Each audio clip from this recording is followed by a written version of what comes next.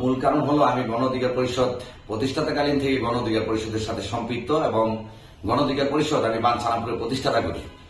শুরু স্টার্টিং কাল থেকে এখনো পর্যন্ত গণ অধিকার পরিষদের কর্মী সংগ্রহ এবং গণ অধিকার পরিষদের প্রোগ্রাম মিছিল যেই কোনো জায়গায় আমার অবস্থান ছিল বিরাজমান এবং আমি এই গণ অধিকার পরিষদ প্রতিষ্ঠা করতে গিয়ে অনেকবার আহত হয়েছি, অনেকবার জেল কেটেছি, অর্থের ক্ষতিগ্রস্ত হয়েছি। তারপর আমি গণ অধিকার পরিষদ ছেড়ে যাইনি। আমার প্রিয় লিডার গণ অধিকার পরিষদের বিপ্লবী নেতা বিপিনুর হক নূর ভাইয়ের কাছে আমার আকুল আহ্বান। উনি আমাদের দলের সম্মানী একজন ব্যক্তি, ওনাকে সারা বাংলাদেশ চিনে, সারা বাংলাদেশ ওনার কথা শুনলে, আমি কালকেও দেখলাম মিডিয়াতে যে ওনার কথা শুনে একজন ডিএসপি পর্যন্ত ওনাকে সিলেক্ট করে। সেই জায়গা থেকে আমরা আমাদের দলের নেতার এরকম ভালোবাসা দেখে আমরাও গর্বিত।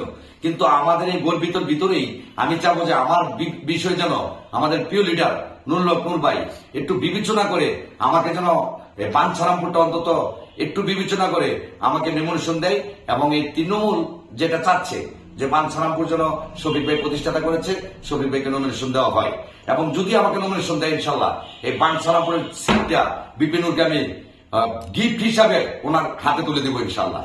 কারণ উনি হয়তো জানেন না গণ অধিকার পরিষদের তৃণমূল নেতা যারা বাঞ্ছারামপুরের পপারে যারা রয়েছে তাদের কাছে যে জনপ্রিয়তা আমি অর্জন করেছি বা আমার দল অর্জন করেছে সেটা হয়তো উনি কেন্দ্রের ভিতরে বসে থেকে বুঝবেন না। যদি উনি কখনো আমাদের বাঞ্ছারামপুরে আনতে পারি তখন হয়তো দেখতে পারবে বাঞ্ছারামপুরের মানুষ ওনার জন্য শফিক ভাইয়ের নেতৃত্বে কতটুকু পাগল। আমি এতটুকুই জানি, আমি জানি যে আমার ভালোবাসা সম্মান অর্জন করেছি, সেই অর্জনটা যেন আমি তাদের কাছে উপস্থাপনা করতে পারি।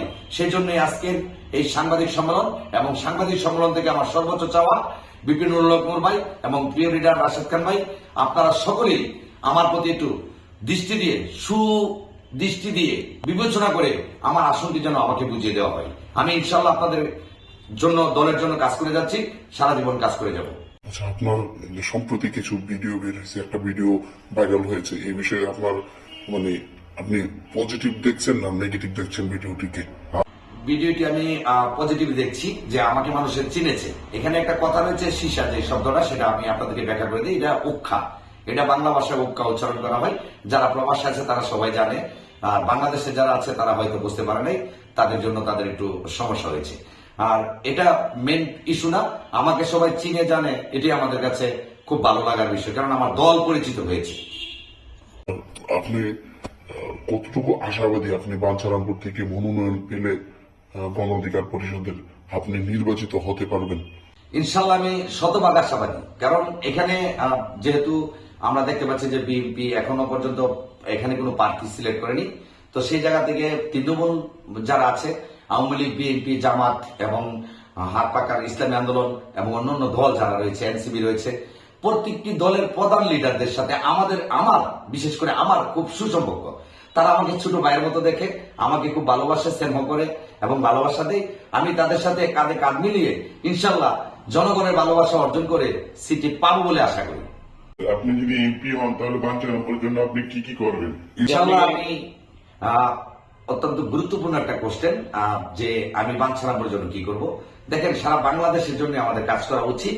সেখান থেকে আমি যেহেতু বাঞ্ছারামপুরের সিট নিয়ে, বাঞ্ছারামপুরের আসনটি নিয়ে লড়বো, তো বাঞ্ছারামপুরের জন্য আমার একটি চোখ আলাদা থাকবে এবং এই একটি চোখ দিয়ে আমি বাঞ্ছারামপুরকে দেখবো, আরেকটা চোখ দিয়ে সমস্ত গোটা বাংলাদেশকে দেখবো, যারা প্রবাস আছে তাদেরকেও দেখবো।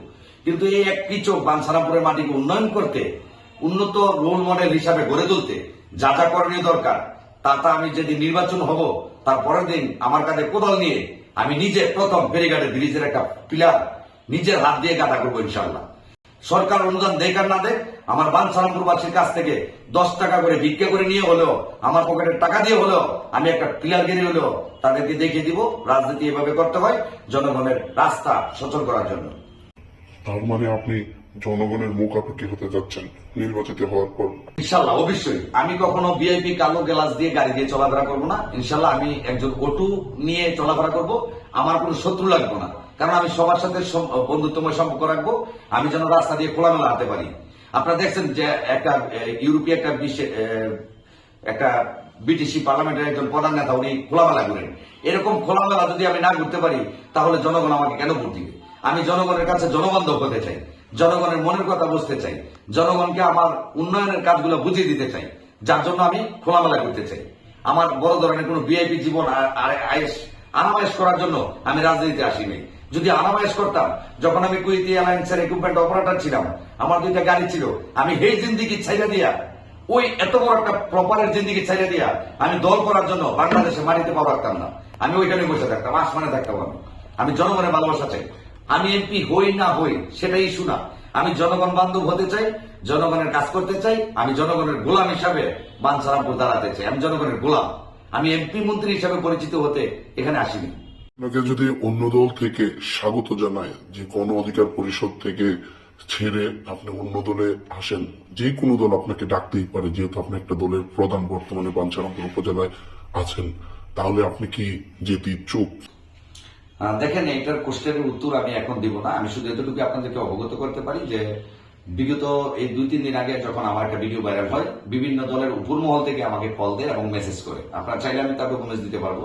এমনকি আমাকে 20 থেকে 25 লক্ষ টাকার অফারও দিয়েছে যে আমরা আপনাকে দল থেকে টাকা দিব এবং আপনাকে নমিনেশন নিয়ে বাঞ্ছারামপুর উপজেলা ইউনিয়ন অফিসে বসে সাবমিট করে সবকিছু দিয়ে তারপরে আসবো, আপনি শুধু আমাদের দলে যোগ দেন এবং নির্বাচন করেন। আমি বলেছি না, আমার একটা দল করি, আমি আপনাদের সাথে আছি। আমার প্রিয় লিডার বিপি নুর হক, নূর ভাইকে আমি অনেক ভালোবাসি। ভালোবাসার কারণে আমি ওইখানে গেছি। তার ভালোবাসা যদি আমি না পাই, তাহলে হয়তো আমি পাগল হব, জনগণ আমাকে পাগল বলবে, নতবা আমি কাঙাল হব। আমি 2টার একটা হতে চাই, কিন্তু আমি কারো কাছে যেয়ে আমার নিজের ব্যক্তিত্ব বিক্রি করতে চাই না। আপনার গণ অধিকার পরিষদের যে চেয়ারম্যান বিপি নূর, সে নির্বাচিত হতে পারবে কিনা, এবং সে নির্বাচিত হতে পারলে আপনি কি করবেন? আমি আপনাদের প্রশ্ন উত্তর দিচ্ছি। আসলে এটা একটা সুন্দর একটা ক্রিটিক্যাল একটা কোশ্চেন। এখানে আমাদের দল গণ অধিকার পরিষদ, আমি মনে করি যদি বিপি নুরুল হক নূর ভাই সংসদে ঢুকতে পারে, সারা বাংলাদেশের 300 আসন গণ অধিকার পরিষদ ঢুকছে সংসদে। আমি মনে করি আমি ঢুকি আর না ঢুকি, গণ অধিকার পরিষদের বিপি নুরুল হক নূর ভাই সংসদে ঢুকলে মনে করবেন 300 আসন ঢুকছে। আর যদি আমি বাঞ্ছারামপুর থেকে পাস হয়ে ইনশাল্লাহ সংসদে ঢুকতে পারি, তাহলে মনে করবেন যে সারা বাংলাদেশ থেকে 600 আসন, 600 ক্যান্ডিডেট, আমি এবং বিপিনুর যদি সংসদে ঢুকতে পারি, আমাদের বক্তব্য সারা বাংলাদেশ গরম হয়ে যাবে ইনশাল্লাহ।